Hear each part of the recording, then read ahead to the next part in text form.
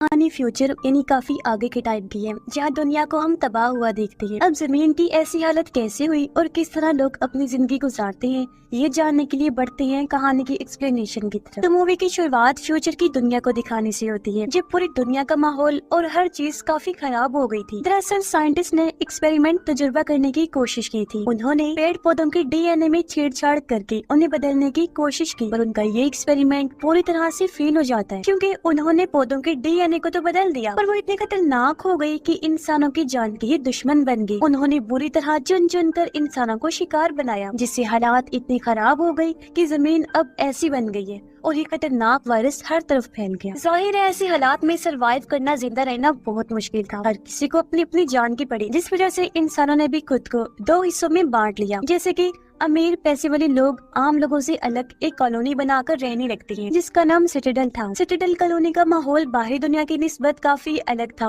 वो रहने लायक था और वहाँ किसी चीज की तंगी नहीं। वहाँ की जमीनें भी काफी अच्छी थी। साथ ही सिटाडेल के लोगों ने अपने बीजों को ऐसे बदल दिया था कि वो कुछ भी उगा सकते थे। मगर सिटाडेल के लोग बाहर के लोगों को बीज तभी दिया करते थे जब उन्हें उनके खून या ऑर्गन, जिसमें किसी हिस्से की जरूरत होती, खून और ऑर्गन के बदले बाहर वाले बेचारे लोगों को बीज हासिल करने पड़ते थे। मगर उन बीजों को भी सिटाडेल वालों ने इस तरह लॉक किया था कि बाहर के लोगों को बस एक ही तरह की फसल मिल सकती थी, और कुछ बीजों को तो अनलॉक करने के लिए कोड की जरूरत पड़ती थी, जिससे हम अंदाजा लगा लेते हैं कि ऐसे में बाहर के लोगों के लिए सरवाइव करना बहुत ही मुश्किल था। इसके बाद हम कहानी की मेन कैरेक्टर एक लड़की को देखते हैं, जिसका नाम वेस्पर था, जिसके नाम पर ये मूवी बनी है। वेस्पर बाहरी दुनिया में अपने पैरालाइज डैड के साथ रहती थी। उसके डैड चल फिर नहीं सकते थे, उनकी हालत भी बहुत खराब थी। अब उसके डैड पहले सिटाडेल वालों के लिए ही काम करती थी और वही रहा करती थी, पर धीरे धीरे जब उसकी डैड पैरालाइज हुई तो सिटाडेल वालों ने उन्हें बाहर निकाल दिया। मदद के तौर पर उन्हें बस एक ड्रोन जैसा दिखने वाला रोबोट दिया, ताकि इसके जरिए वो किसी से मदद मांगने के लिए राब्ता कर सके। अब इस ड्रोन रोबोट में वेस्पर के डैड के दिमाग का कुछ हिस्सा डाल दिया गया था और उनका बाकी सारा जिस्म तो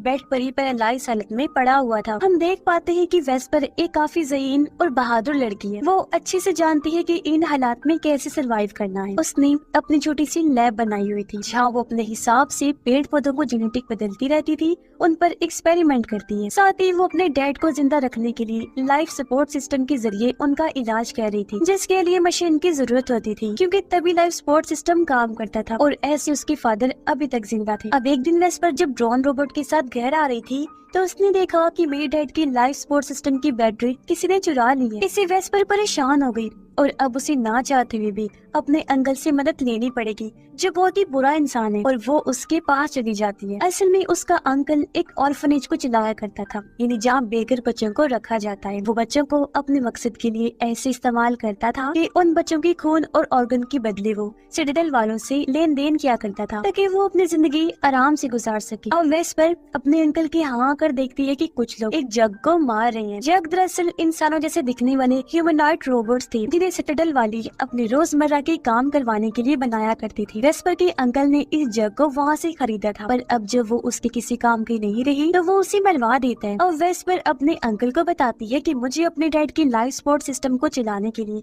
बैटरी चाहिए, जिसके लिए वो अपना खून देने को भी तैयार हो जाती है। अब उसका अंकल खून तो दे देता है, लेकिन बैटरी लेने के लिए उसे 2 दिन के बाद आने का टाइम देता है। वेस्पर कहती है कि 2 दिन तो बहुत ज्यादा होंगे, मेरे डैड नहीं रुक सकते। पर जब अंकल नहीं सुनता तो वो जबरदस्ती बैटरी चुरा कर भागने की कोशिश करती है, पर बेचारी ऐसा कर नहीं पाती और अंकल उसे पकड़ लेता है। वो फिर वेस्पर को वहाँ से बाहर निकाल देता है। अब थोड़ी देर बाद वेस्पर चुपके से अंदर घुस जाती है। उसे ऐसा करते हुए एक बच्चे ने देख लिया था, पर वो किसी को भी कुछ नहीं बताता। अब सबसे पहले वेस्पर यहाँ से बैटरीज चुराती है, जिसके बाद कई सारे बीज भी ले लेती है, जो उसके अंकल ने सिटाडेल वालों से लिए थे। जिसके बाद वो सीधा अपने घर भाग जाती है। अब ऐसे ही कुछ दिन के बाद वेस्पर देखती है कि सिटाडेल वालों के यहाँ से एक प्लेन उड़कर बाहर आया है, लेकिन वो कुछ दूरी के फासले पर ही तबाह हो जाता है। इसलिए वेस्पर फौरन उस तरफ भागती है, जहाँ उसे प्लेन के पास जख्मी हालत में एक औरत मिलती है, जिसका नाम कैमिला था। वो बेहोशी की हालत में थी। वेस्पर जल्दी से उसे सहारा देकर उठाती है और अपने साथ अपने घर ले आती है। वो कैमिला का इलाज करती है, उसकी मरहम पट्टी करती है, जिस वजह से कैमिला की तबीयत में सुधार आया और वो कल को ठीक से उठकर खड़ी हो जाती है। वो वेस्पर से कहती है कि मेरे साथ मेरे डैड, तुम जाकर उन्हें भी ढूंढो, क्योंकि हम सिटाडेल के रहने वाले हैं। तो तुम्हें और तुम्हारे डैड को भी अपने साथ वहाँ ले चलेंगे ताकि तुम अपनी जिंदगी ऐशो आराम से वहाँ पर गुजार सको। अब ये सुनकर वेस्पर फौरन ही उसके डैड को ढूंढने के लिए निकल जाती है। उसने कैमिला के डैड को देख ही लिया था, लेकिन वेस्पर के उनके पास पहुँचने से पहले उसका अंकल उनके पास पहुँच जाता है। वेस्पर के अंकल ने पहचान लिया था कि ये आदमी सिटाडेल से आया है। वो उनके पास स्कार्फ भी देख लेता है तो उसे पता चल गया कि इस आदमी के साथ यहाँ कोई औरत भी है, जिसके बारे में वेस्पर का अंकल पूछता है, लेकिन उसके डैड अपनी बेटी कैमिला के बारे में उसे कुछ नहीं बताते। इसी वजह से वो उन्हें मारने की कोशिश करने लगता है। जो देखकर फौरन वेस्पर भागकर आई उन्हें बचाने की कोशिश करती है, लेकिन कामयाब नहीं हो पाती क्योंकि उसके अंकल ने कैमिला के डैड को मार दिया था और वेस्पर को भी वो साइड में धक्का दे देता है। अब ये देखकर वेस्पर फैसला करती है कि मैं कैमिला को उसके डैड की मौत के बारे में कुछ नहीं बताऊंगी क्योंकि वो ये दुख बर्दाश्त नहीं कर पाएगी। इसलिए घर आकर वो कैमिला से झूठ बोल देती है कि मैंने तुम्हारे डैड को बहुत ढूंढा लेकिन वो कहीं भी नहीं मिले, इसलिए कल मैं उन्हें फिर ढूंढने जाऊंगी। यहाँ कैमिला वेस्पर से उसकी मॉम के बारे में पूछती है कि वो कहाँ है। तब वेस्पर बताती है कि मेरी मॉम को भी ये खतरनाक वायरस लग गया था पर अभी तक इसका कोई इलाज नहीं बन पाया, इसीलिए वो हमें छोड़कर एक बागी ग्रुप के पास चलेंगी ताकि हमें ये वायरस न लग जाए क्योंकि उस ग्रुप में जितने भी लोग हैं वो सब भी वायरस से इन्फेक्टेड है। उस बागी ग्रुप का नाम पिलग्रिम्स होता है। पिलग्रिम्स के लोग अपनी अलग दुनिया बसा कर रहते हैं और उन्हें बाकी किसी से भी कोई मतलब नहीं होता और वो हर चीज यहाँ तक कि कबाड़ को भी जमा करती रहती थी। अब टाइम के साथ साथ वेस्पर और कैमिला के बीच माँ और बेटी जैसा रिश्ता बनने लगता है। वेस्पर उसे अपनी लैब भी दिखाती है जहाँ उसने जेनेटिक बदलाव किए हुए पौधे भी उगा रखे थे जो अब काफी बड़ी हो गई थी, जिन्हें देखकर कैमिला काफी हैरान भी हुई, साथ ही उसकी जहानत से वो काफी मुतासिर भी होती है। अब एक दिन वेस्पर फैसला करती है कि मुझे कैमिला को उसके डैड की मौत के बारे में बता देना चाहिए, इसलिए वो कैमिला को उनकी लाश के पास लेकर आई जिन्हें मरा हुआ देखकर वो काफी टूट गई, फूट फूट कर रोने लगती है। तब वेस्पर बड़ी मुश्किल से उसे संभालती है, जिस दौरान वो कैमिला की गर्दन पर एक अजीब सा निशान देखती है। वेस्पर इस बारे में जब उसे पूछती है तो कैमिला ये राज खोलती है कि मैं असल में एक जग हूँ जिसे सिटाडेल में बनाया गया था और जिस आदमी ने मुझे बनाया था मैं उसे अपना फादर कहा करती थी, इसलिए उनकी मौत से मुझे इतना दुख पहुंचा। अब कैमिला बाकी जग की निस्बत काफी होशियार और एक्टिव जग थी, साथ ही उसके अंदर इंसानों जैसे इमोशंस, जज्बात भी थे, इसलिए सिटाडेल वाले उसे मारना चाहते थे। उसे बचाने के लिए उस दिन कैमिला के डैड प्लेन के जरिए सिटाडेल से भाग रहे थे, लेकिन बीच रास्ते में उनका प्लेन तबाह हो गया, इस वजह से वो ज्यादा दूर तक नहीं जा पाए थे। कैमिला वेस्पर से कही थी कि मुझे एक और बात के लिए माफ करना, मैंने तुमसे झूठ बोला था कि हम तुम्हें और तुम्हारे डैड को सिटाडेल लेकर जाएंगे। अब जाहिर है हम वहाँ से भाग गए थे तो वापस जाने का तो सवाल ही पैदा नहीं होता था, मैं तो सिर्फ इसलिए कह रही थी ताकि तुम डैड को ढूंढ लो। ये सुनकर वेस्पर को काफी बुरा लगता है। वो कैमिला से नाराज होकर उस पर काफी गुस्सा करती है कि तुमने मेरा दिल तोड़ा है क्योंकि उस बात के बाद मैंने तुम्हें आखिरी उम्मीद समझना शुरू कर दिया। घर आने के बाद वेस्पर के डैड ड्रोन रोबोट के जरिए वेस्पर से बात करती है और उसे समझाते हैं कि बेटा तुम्हें कैमिला को माफ कर देना चाहिए क्योंकि वो इस टाइम काफी दुखी है, टूटी हुई है। तब अपने डैड की बात मानकर वेस्पर उसे माफ कर देती है और उसके साथ बात करने लगती है। अब एक दिन वेस्पर को याद आया कि क्योंकि कैमिला भी सिटाडेल से आई है तो हो सकता है कि इसके खून, डीएनए और सेल से लॉक हुए बीजों को अनलॉक किया जा सके, लॉक्स को तोड़ा जा सके जिससे बीज इस्तेमाल के काबिल बन जाएंगे। वेस्पर ऐसा करती भी है लेकिन कोई फायदा नहीं होता, जिस वजह से वेस्पर मायूस और परेशान हो जाती है। उसे परेशान देखकर कैमिला एक म्यूजिक बजाती है जो उसे उसके डैड ने सिखाया था। तो उनके बचते ही कैमिला की सेल की मदद से वो बीज अपने आप ही अनलॉक हो जाते हैं, यानी इसका मतलब था कि इस धुन में बीजों को अनलॉक करने का कोड था और इसी वजह से कैमिला के डैड ने उसे म्यूजिक सिखाया था। वेस्पर ये सोचकर काफी खुश होती है कि अब इन बीजों की मदद से जितने चाहे और जो जो चाहे वो फसल उगा सकती है, जिससे हम भी अपनी जिंदगी ऐशो आराम से गुजार सकते हैं